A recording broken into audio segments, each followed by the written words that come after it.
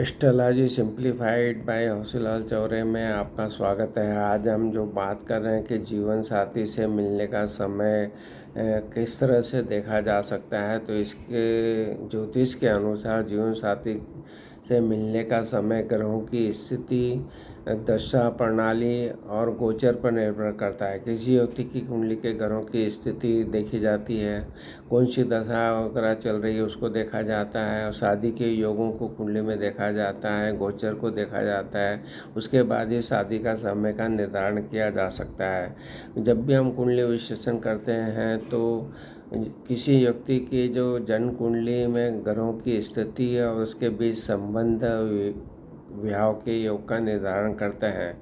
जब भी शुभ ग्रहों की दशा अंतर्दशा होती है उसके अनुसार उस दशाओं अंतर्दशाओं में शादी होने की उम्मीद बढ़ जाती है। विवाह के लिए मान लो अनुकूल ग्रहों की दशाएं आ रही हैं और अंतर्दशा आ रहे हैं तो आपको उस समय में जीवन साथी ज़रूर मिलेगा, उसकी संभावना बढ़ जाती है।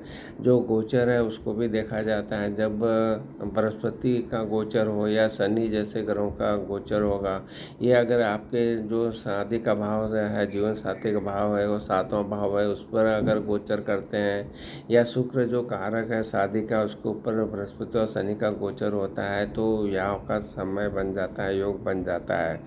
इस तरह से आप जब भी अपनी कुंडली का बनवाते हैं तो आपको अपनी जब कुंडली बनती है उसके अनुसार ही ये सब ग्रहों का निर्धारण हो जाता है और उसके अनुसार ही इसका संभावनाओं को देखा जाता है कि शादी कब हो सकती है। तो जब भी आपको कुंडली बनवाना है तो आपको जन्म तिथि, समय, जो इस स्थान पे आपके पैदा हुए हैं उसका उपयोग करके आपकी जन्म कुंडली बन जाती है। और उसमें फिर जो बातें हमने ऊपर बताई है, ग्रहों की सब जो जीवन साथी का भाव 7वां भाव, वहाँ ग्रहों की स्थिति को देखा जाता है। जो कारक ग्रह हैं उनकी स्थिति को देखा जाती है, दशा अंतर्दशा गोचर, इन सब को देख के ही आपको ज़रूर एक ज्योतिषी आपको शादी होने की संभावनाओं का समय को बता सकता है। इस तरह से कुंडली का जो 7वां भाव है, विवाह का भाव है, वो बहुत ही महत्वपूर्ण होता है।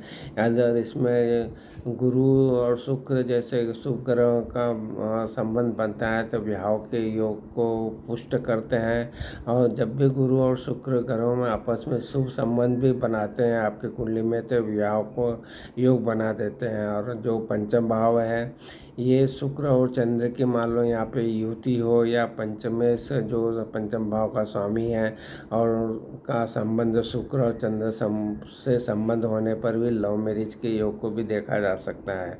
विवाह में जो देरी के कारण को भी हम मालूम कर सकते हैं। जैसे कुंडली में कोई दोष हो, जैसे मंगल दोष हो, शनि दोष हो तो विवाह में देरी के कारण बन सकते हैं। अशुभ ग्रहों की स्थिति अगर आपकी कुंडली में है, मान लो सूर्य, राहु, केतु अगर 7वें भाव में होता है तो ये विवाह में देरी के कारण बन सकते हैं। जीवन साथी का जो मिलने का समय हमने ऊपर बात की कि दशा की अंतर्दशा की स्थिति को देखी जाती है। जो ज्योतिष शास्त्र के अनुसार विवाह के लिए अगर अनुकूल ग्रह जो विवाह भाव को सपोर्ट करते हैं उनकी दशा दशा चलती है, मान लो गुरु की, शुक्र की और शुभ ग्रहों की अगर ये दशा अंतर्दशा चलती है जो 7वें भाव को प्रभावित करते हैं तो शादी के जीवन साथी मिलने के योगों को बढ़ा देता है।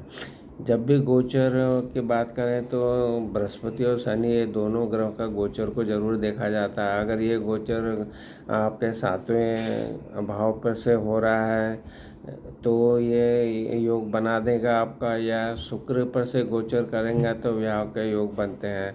इस तरह से जो समय के बारे में बात की कि किसी भी ज्योतिषी को आप अपनी कुंडली का विश्लेषण कराकर दशा और गोचर के अनुसार विवाह का सटीक समय का निर्धारण किया जा सकता है। ये जानकारी जो है सामान्य है और किसी भी विशिष्ट स्थिति के लिए आपको व्यक्तिगत रूप से कोई ज्योतिषी से परामर्श लेना चाहिए। वो आपकी जन्मकालीन जो स्थितियां बताई है उसका निर्धारण करके आपका जो शादी का समय के बारे में वो ज़रूर बता सकेगा कि आपको आपका जीवन साथी कब मिलने वाला है। आपको हमारे वीडियो पसंद आए तो हमारे जो चैनल स्टडी सिंप्लीफाइड को ज़रूर सब्सक्राइब कीजिए और वहाँ उपलब्ध वीडियो का आप लाभ उठाइए। आपने हमारे चैनल को सब्सक्राइब किया, वीडियो को लाइक किया, शेयर किया, इसके लिए आपका बहुत बहुत धन्यवाद।